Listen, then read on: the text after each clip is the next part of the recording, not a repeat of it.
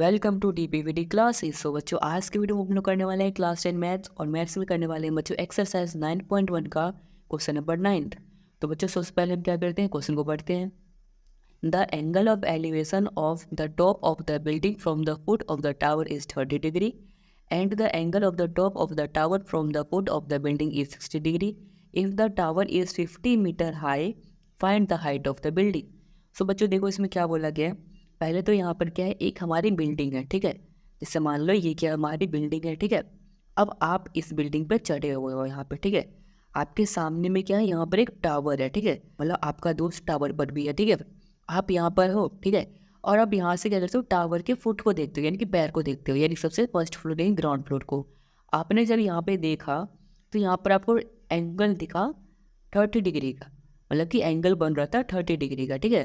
फिर आपका दोस्त टावर पे था, उसने जब आपकी बिल्डिंग के ग्राउंड फ्लोर यानी कि देखा उसके फुट को, तो उसको एंगल दिखा 60 डिग्री का, ठीक है बच्चों। ये चीज़ आपके दोस्त ने आपको कॉल पे बताई थी। अब इसके बाद बच्चों देखो, यहाँ पर जब नाम लिखें, जैसे कि ए, ये बी, ये हमारा सी, ये हमारा डी, ठीक है बच्चों। और यहाँ पर एक और चीज़ आपके दोस्त ने बताई है, क्या, यानी ये क्वेश्चन में गिवन है कि टावर की हाइट 50 मीटर है। सो ये हमारी हाइट है टावर की 50 मीटर, ठीक है बच्चों। अब इसके बाद हमें फाइंड क्या करना है, हमें फाइंड करना है हाइट बिल्डिंग की। ये जो हमारी बिल्डिंग है इसकी हमें हाइट फाइंड करनी है। तो कैसे करेंगे हाइट इसकी फाइंड, देखो सबसे पहले बच्चों हम सॉल्यूशन में क्या करेंगे ना, ट्रायंगल ले लेंगे। जैसे कि ट्रायंगल लेंगे पहले ए बी डी, इसमें ये टावर है ना, टावर वाले ट्रायंगल लेंगे सबसे पहले। तो यहाँ पर मैं क्या लिखूँ बच्चों, in triangle A B D.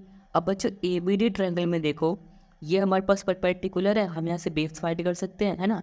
तो परपेंडिकुलर अपॉन बेस यूज़ करेंगे और कितना होता है 10 होता है, और यहाँ पर एंगल कितना है 60 है, तो 10 60 हो जाएगा। सो यहाँ पर क्या जाएगा बच्चों, 10 60 डिग्री इक्वल टू में ए बी अपॉन में B D. So A B upon में बी डी, सो 1060। सो बच्चों यहाँ पर देखो 1060 की वैल्यू कितनी है, √3। सो यहाँ पर क्या आ जाएगा, √3 इक्वल टू में ए बी अपॉन में बी डी। ए बी की वैल्यू कितनी है 50 अपॉन में बी डी। सो यहाँ पर मैं बी डी को बी डी लिख लेता हूँ। सो यहाँ पर अगर मैं बी डी को सॉल्व करूँ, बी डी की वैल्यू निकालूँ तो क्या आ जाएगी, बी डी को इधर मल्टीप्लाई करूँगा तो क्या आ जाएगा बच्चों, बी डी इंटू में √3 इक्वल टू में 50।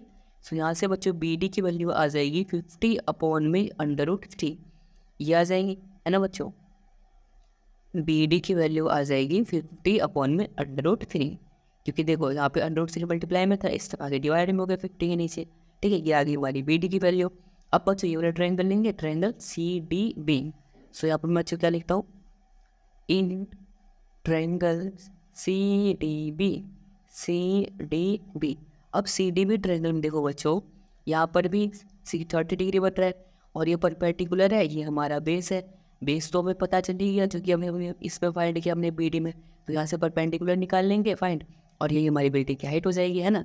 तो यहाँ पर हम क्या यूज़ करेंगे, 1030 इन परपेंडिकुलर अपॉन बेस है।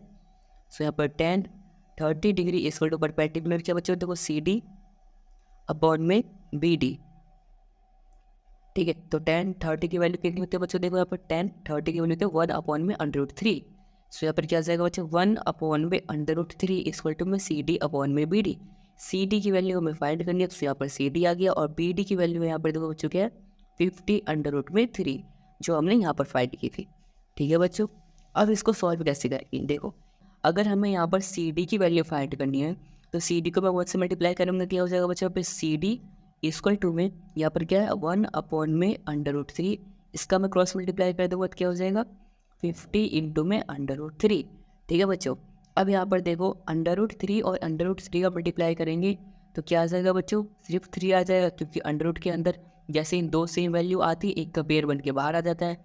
फिर 50 इंटू में 1 क्या हो जाएगा 50, ठीक है बच्चों। अब बच्चों यहाँ पर क्या गया हमारा 50 अपॉन में 3 मीटर। अगर बच्चों हम इसको मिक्स्ड फ्रैक्शन में चेंज करें तो कितना आएगा, आपको मिक्स्ड में चेंज करना है तो आता ही होगा। तो चलो मैं इसको आपको मिक्स्ड फ्रैक्शन में चेंज करके दिखाता हूँ ताकि आपका आंसर मैच हो सके। सो देखो बच्चों यहाँ पर क्या है 50 है, ठीक है। इसको हम 3 से डिवाइड कर देंगे। सो 3 बन जाए 3, 5 में 3 गया 2, यहाँ पे आ गया 0, ठीक है बच्चों। अब 6 टाइम्स आएगा 3 6 18। सो यहाँ पर कैंसिल करेंगे तो 2 आ गया। अब देखो बच्चों हम मिक्स्ड में कैसे लिखते हैं, QRD, ये लिखते हैं कोसेंट रिमाइंडर डिवाइडेंट, ठीक है। तो यहाँ पर देखो बच्चों सबसे पहले कोसेंट क्या हमारा 16, सो 16 आ गया। फिर रिमाइंडर 2 बचा है और डिवाइडेड क्या है 3, तो यहाँ पर 3, यानी कि यहाँ पर देखो 16 होल 2/3 मीटर, ये आ गया बच्चों हमारी बिल्डिंग की हाइट। ठीक है, तो हम यहाँ पे क्या लिख देंगे बच्चों, the height of building is 16 whole 2/3 metre. ठीक है बच्चों, यही हो जाएगा हमारा आंसर। ठीक है बच्चों, आई होप बच्चों आपको एक्सरसाइज 9.1 का क्वेश्चन नंबर 9 का सॉल्यूशन पूरा आया होगा अच्छे समझ में।